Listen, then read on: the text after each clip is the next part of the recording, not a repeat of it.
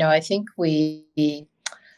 so Gallup does a survey, which many of you are probably quite familiar with, on their 12 questions. And this is the first time I've experienced Gallup up close and personal. In the past, I'd always heard a lot about it, but most of my other employers have used, in-house surveys. But, the 12 questions actually apply, and the engagement, right? I look at Manulife, and the engagement and the culture is very, very strong.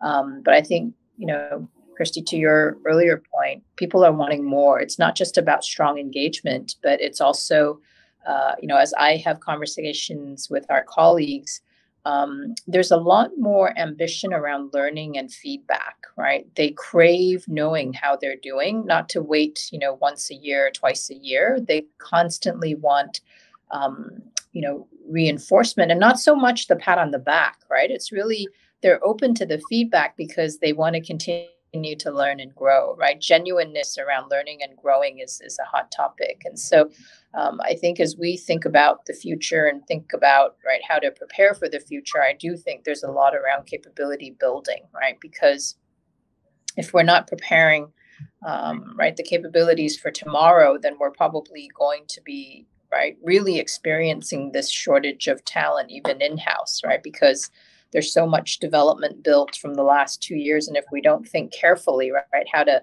continue to build upon that, I think it's a big risk. But yes, I think when I interview talents or leaders who are coming into the organization, the questions are very different, right? And it's also about experiences and not just about, right? And as we assess talent, it's also not just for this role. It's what else can they do beyond this current role that we're interviewing for. So I think that two-way partnership and, not just the money, but also what is the long term, right? So on the one hand, people, they crave that engagement, right? It's not just a job anymore. It's really where I spend a lot of my time, right? So I need to like the people I'm working with, and I need to enjoy what I'm doing.